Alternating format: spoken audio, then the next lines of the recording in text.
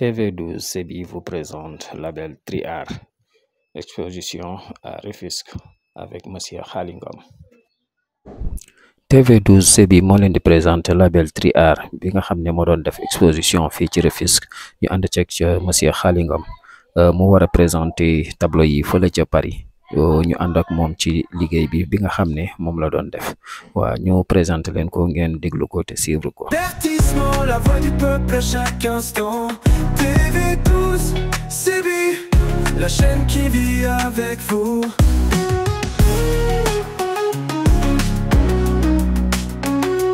TV12 CBI, toujours là, toujours unis.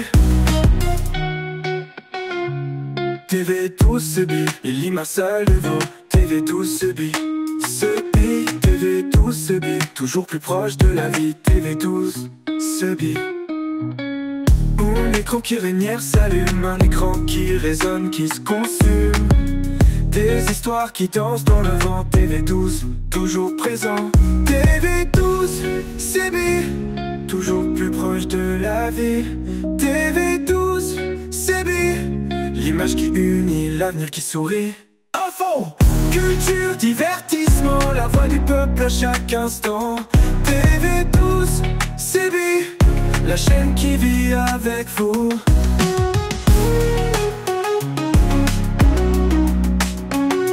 TV12 CBI, toujours là, toujours unis.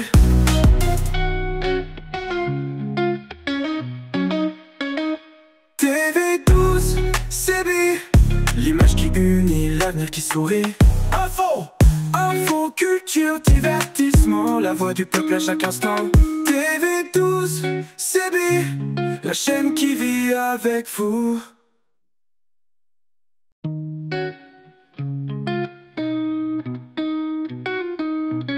Chaque matin, une lumière s'allume, un écran qui résonne, qui se consume. Des histoires qui dansent dans le vent. TV12, toujours présent. TV12 CBI, toujours plus proche de la vie. TV12 CBI, l'image qui unit, l'avenir qui sourit. Info, culture, divertissement, la voix du peuple à chaque instant. TV12 CBI, la chaîne qui vit avec vous.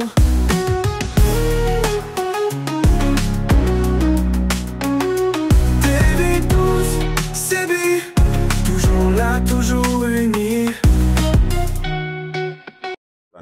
Au ministère de l'Emploi et de la Formation professionnelle et technique.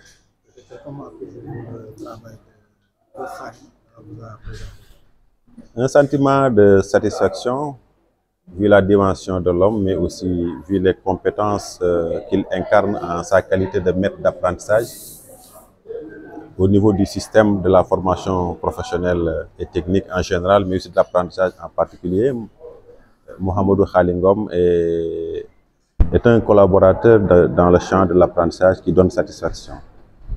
À tout point de vue, d'abord par rapport au métier avec XS qu'il exerce, mais aussi par rapport à son leadership, mais aussi par rapport à son engagement pour la cause de l'apprentissage, d'une manière particulière, mais aussi de la formation professionnelle. Il y a beaucoup de jeunes qui sont dans la localité et qui sont partout ailleurs au niveau du Sénégal, qui sont accompagnés par son expertise et par son expérience. C'est là un réel motif de satisfaction, raison pour laquelle M. le ministre de l'Emploi et de la Formation professionnelle et technique, M. Amadou Moustapha Ndiaye nous a désigné, moi-même et Madame la directrice de l'insertion, Aminata Ndoye, venir représenter le département de l'emploi et de la formation professionnelle et technique à cette cérémonie de présentation, de pré-exposition des tableaux d'art qui retracent le parcours de l'apprentissage. Si on se réfère aux matériaux qu'il utilise, la poutre de bois, qui est jusqu'à présent utilisée à d'autres fins et qui pourrait compromettre un peu l'environnement. M. Khalingom a pu faire de cette poutre de bois des tableaux merveilleux, avec un système d'apprentissage à la main. Et d'autant plus merveilleux parce que les tableaux reflètent toute une série de vies.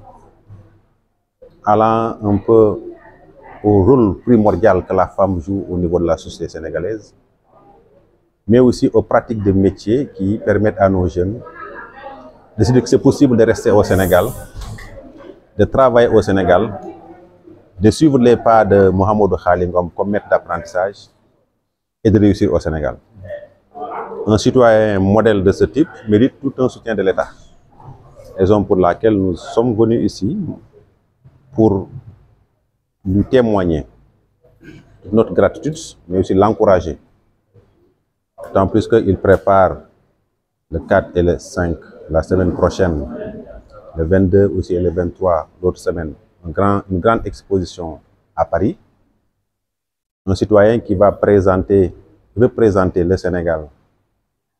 Et les produits qu'il devra présenter, c'est des produits qui sont inspirés d'un système d'apprentissage et de gestion de l'environnement. On ne pourrait qu'être présent ici. Et justement, vous avez annoncé un accompagnement par rapport à la formation, surtout des femmes. Ah oui, parce qu'il était déjà dans la formation des femmes, mais aussi dans la formation des jeunes d'une manière générale. Nous avons ensemble contribué à accompagner des milliers et des milliers de jeunes. Vous avez vu les témoignages dans les salles, partout dans les recoins au niveau du Sénégal. Mohamed Khalingom, de par son expertise et de par son label Triar, contribue à l'effort de renforcement de capacité au profit des jeunes sénégalais d'une manière générale.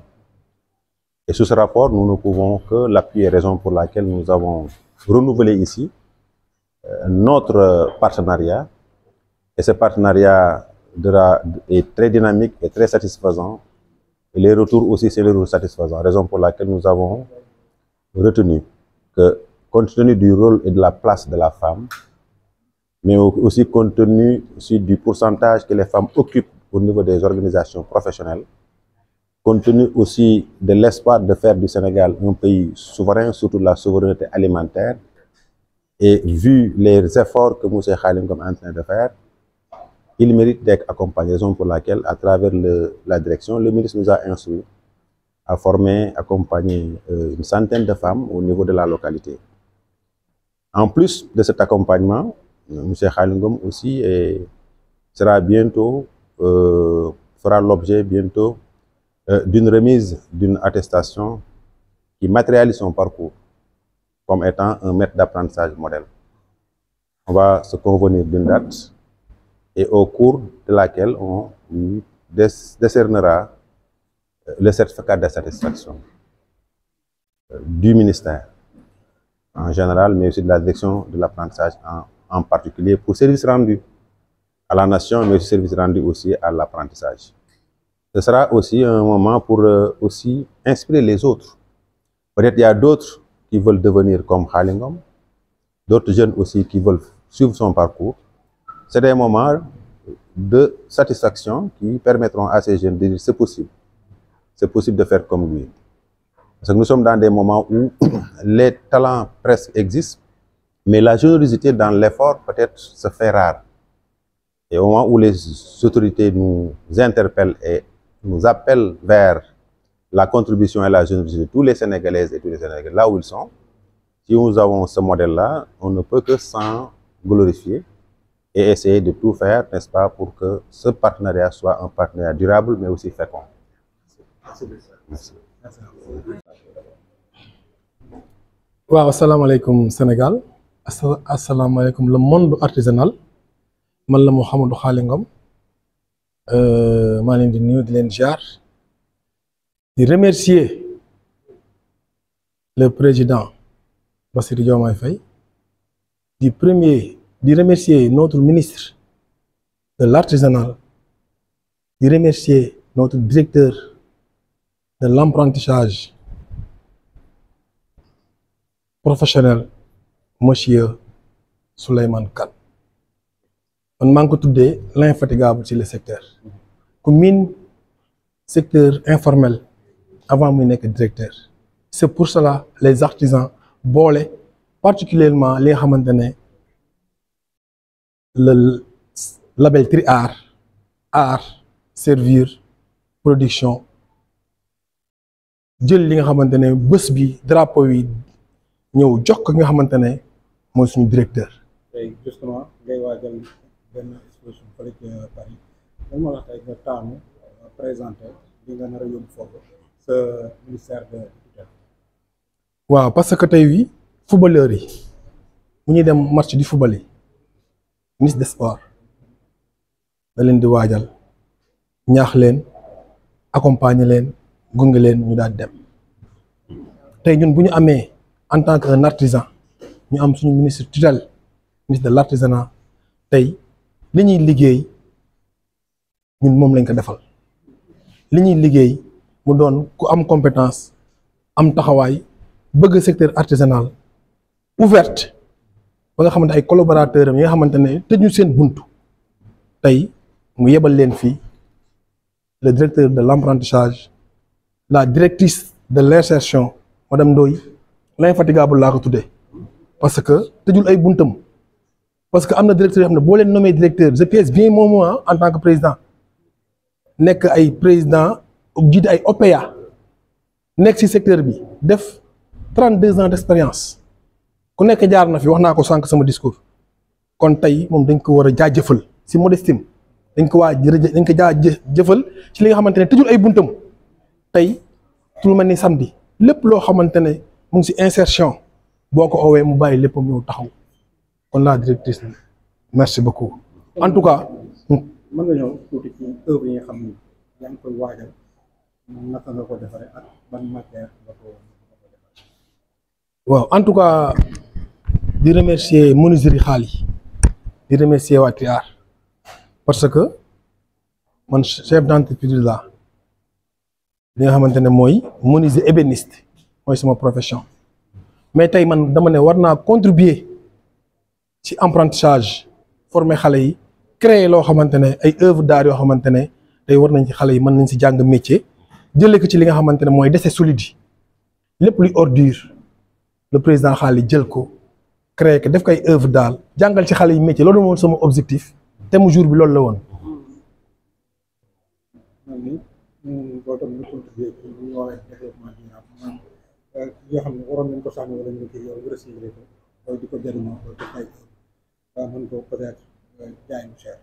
waaw parce que dañ ne ordure mbalit la quoi lu ñu génn ci kër man ma ne c'est de l'ordure dañ ko war a jël indiwaat ci kii bi parce que suñu borom moo ne foo yemale sa sixième sens ak fa lay yem sa xam-xam yaatu na ma mel ni géej loolu ne lii war naa ko mën a def pour jàppale sama population pour créer d'emploi parce que après damay def ay formation parce que xam-xam bi du yem ci man lëkkaloog nga xam ne mooy direction de l'apprentissage lëkkaloog moom façon xam-xam yi fi ne tubaab bi soxla ko ñu ci def ay œuvre d'art di ko yóbbu Europe tey jaadu na le directeur taxaw ñu def ay collaboration yàgg nañ ko def avant muy nekk directeur da daa wàcc ci base bi min secteur bi kon bu demee ñu fal ko dañ ko war a accompagner dañ ko war a jàppale dañ ko war a gunge moo xam ne mission bi leen suñu borom dénk ñu xam ne ñun dugal nañ ci suñu touche état mënta def lépp communes yi mënta def lépp foog ay personnes de ressources particulièrement les MA les maîtres apprentis war a suqali dëkk bi war a jàppale artisans yi wala jàppale les apprentis pour ñu mën a am métier bi nag su ma demee ba jël ko ci poudre baa bi di ko yóbbu bitim réew kon xam nga ne jamono dox na tubaab yi di ma xaar yàkkamti ma exposé foofu kon Sénégal suñuy valeur man laa jël yóbbuwaat ko li nga xamante ne mooy bitim réew. bon minimum dinaa yóbbu parce que wanewu ma lépp ensuite di remercier les présidents OPA parce que samay naataangoo lañ ñoom rek laa fi invité boo xoolee jotaay bi nu mu alaa daw mais président OPA yi rek laa fi invité la mu ñoo fi nekk ci salle bi parce que président OPA bu nekk am na kuréel boo jiite ñoom ñooy transmettre message bi bu ko defee ñoom ñëpp ñu xam ne jamono dox na xaalis dafa ubbi porte bi joxe bon exemple pour xam ne lii valable ci xaalis war na mën a valable ci cordonnier bi war na mën a valable ci tailleur yi war nañ jël saag yi proposer ko ki nga xam ne mooy directeur parce que man saag yi nga xamante ne mooy tissu yi ñuy tuuri defar naa ci ay saagu école defar naa ci ay cartable defar naa ci ay jaget pour rentrée de classe yi pour jox ko li nga xamante ne ñooy artisans yi kon yooyu pexe yi bari na ba nga xamante ne war nañ ko mën a jël di ko defar di ko yóbbu œuvre di ko yóbbu bitim réew en tout cas challenge la innovation la en tant que un artisan doomu Sénégal jël li nga xam ne mooy mbalit mi transformé ko ba ku ko xool di nga laam-laamee ndax li poudre bois la wala du poudre bois. ki nga xamante ne nag mooy la directrice de l'insertion ñuy liggéey si pàcc yu am solo temps yi mu def fi benn liggéey bu am solo jàpp jeunes yi jàpp xale yi gëm loolu seen bopp parce que tey jii ni ma ko wax sànq rek gars yi dañu manqué confiance à soi-même gars yi dem si mbëkk mi ñi dem si gaal yi tey mu ñëw taxaw si liggéey bu am solo kii dafa jaajëfal de kii dañ ko war a remercier kii dañ ko war a taxaw dañ ko war a jàppale ñun les artisans ñaar ñi lañ am dinañ leen gunge jusqu'au bout. waaw asalaamaaleykum maa ngi nuyoo di présenté wu man maa ngi tudd madame Seck Aminata Ndoye di directrice de l'insertion au ministère de l'emploi et de la formation professionnelle et technique. par rapport ak insertion boobu gis nañu xaaj aussi ay formé jigéen ñu bëri en tant que ñu apprécié xam-xam boobu muy jox jigéen ñi pour ñu mën a insérer. dëgg la waaw di am tey mbégte ak kontante ñëw fii ci label Triar à côté de notre président Mouhamadou Khali Ngom nga xamante ne tey moo ñu invité ñu ñëw représenter ci ministre de la formation professionnelle et technique monsieur Amadou Moustapha Ndiek Sarré am mbégte kontante loolu ñëw teew fii ndax ñun ñu dénk wàllu insertion mooy lu ñuy def ba gunge ndaw yi jigéen ñi ginnaaw ba ñu amee seen lijaasa nu ñu duggee ci ay bërëbu liggéeyukaay te dugg boobu ñu dugg ci bërëbu liggéeyukaay dafa am ñaari pàcc bu njëkk bi dafa nekk gunge boo xamante ne day nekk liggéey boo xamante ne ci wàllum emploi formel lañ ko mën a duppee mooy xale bi nga xamante ne day dem dugg ci benn entreprise wala ci benn atelier di fa liggéey en tant que employé mu am beneen pàcc bi nga xamante ne moom la ñuy woowee entrepreneuriat wala auto emploi mooy xale bi nga xamante ne jàng na métier ba mën ko wala jigéen bi nga xamante ne am na lu mu mën nu muy def ba am autonomie économique am nan lay def ba mën a am ay activités yu koy jural xaalis bi nga xamante ne dina ci mën dundee ñu ñëw nag tey ci wàllum apprentissage parce que ku wax modalité d'apprentissage bi nga xamante ne mooy am ci atelier yi dafay am ay maîtres artisans yi nga xamante ne ñoom ñoo leen di jiite le président Khali bokk ci di wan xale yi yoon ñu ne insertion professionnelle wàll bi ci gën a gaaw mooy xale bi nekk ci bërëbu liggéeyukaay ba di fa jàng métier mu nekk modalité boo xamante ne bu ñuy saluer la mooy apprentissage bi nga xamante ne da nga koy def ci sa bërëbu liggéeyukaay donc loolu dañuy jàpp ni modalité insertion bu gën a ñoŋ la parce que xale bi dafay nekk déjà ci bërëbu liggéeyukaayam di fa jàng métier ba am fa xarañteef soit mu toog fa ñu koy fay wala mu dem ber daaram léegi ñu ne pour ber daara nag dafa am ay critères yoo xamante ne moom lay laaj il faut nga gëm sa bopp il faut nga bëgg ko il faut nga am li ñuy wax ci français innovation créativité ñaar yooyu nag tey ñu ñëw fekk ko fii ci label Triar le président matérialisé ko ndax sooy wax insertion professionnelle dafa am wàll bu am solo boo xamante ne en dehors des compétences techniques mooy xarañteef bi nga war a am pour mën def sa liggéey dafa am ay compétences relationnelles yoo xamante ne mooy ni ngay dundee ci biir liggéeykaay bi président Khali di ko jox xale yi moom tamit muy gëm sa bopp ñu jël ko nag comme modèle boo xamante ne dañuy bëgg wan xale yi que ni réussir fii ci Sénégal mën na nekk mën nga nekk fii juddoo fi màggee fi liggéeyee fi tekki fi Khali nekkoon menuisier ñu ne menuisier la ébéniste la waaw mais tey daf ñu woo ci art plastique art décoratif ñu ñëw nag ci thématique bu am solo mooy développement durable ku ko wax mooy recyclage moom mooy énergie renouvelable mooy agriculture durable moom nag mu nekk ci recyclage bu am solo boo xamante ne dafay jël bépp résidu bi nga xamante ne dafay jóge ci bant mu liggéey ko ba mu ñoŋ def ko ay tableau d'art ay tableau décoratif yoo xamante ne day mën a nekk ci ay espace ci ay bureau ci ay kër mu nekk décoration boo xamante ne li ñu gis ñun tey daf ñu doy ndax dafa delloo njukkal jigéen ñi ginnaaw bu mu delloo njukkal jigéen ñi mu delloo njukkal Sénégal bi nu muy dundee ak sunu environnement muy ñu gis ko ci ay wàllum garab yu mu matérialiser ci wàllum environnement bi nga xamante ne Sénégalais foofu lay dund ñu rafetlu ko bu baax a baax mu nekk benn pas boo xamante ne dafay gunge xale bi ci li ñuy wax le parcours d'insertion professionnelle ci wàllum compétence technique mais au-delà de ça ci wàllum compétence relationnelle bi nga xamante ne xale bi mën na ko am ba nga xamante ne liggéey bu muy sumb da ci am ndam ndax day fekk am na bagage yu mu war a dajale yépp ba mën a jëm kanam ci wàllum donc bërëbu liggéeyukaayam. Tout en français par rapport oui. à l'importance du travail de Khali, tout à fait. par rapport au développement durable. D'accord. Voilà, donc on se réjouit aujourd'hui d'être là à côté donc du président Mouhamadou Khali Ngom, qui est le président du label Triar. Et on est là aujourd'hui pour une pré-exposition d'œuvres d'art qu'il a eu à réaliser avec donc des matériaux qui va en droite ligne avec les thématiques du développement durable. Et quand on parle de développement durable, on parle d'énergie renouvelable, on parle de gestion et de recyclage donc des déchets, mais également d'agriculture durable.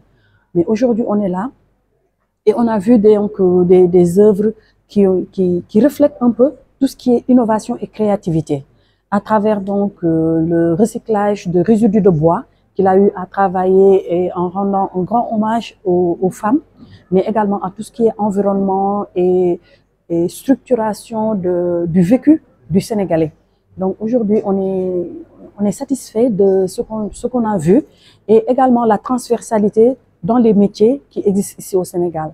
Parce qu'on connaît le président Khali comme un menuisier, mais aujourd'hui, qui s'est transformé un peu en artiste plastique, en art avec donc l'utilisation du matériau qui lui a permis dans l'art décoratif de créer donc des ouvrages qui nous ont permis aujourd'hui d'avoir une visibilité très parfaite par rapport à tout ce qu'on peut faire en termes de recyclage.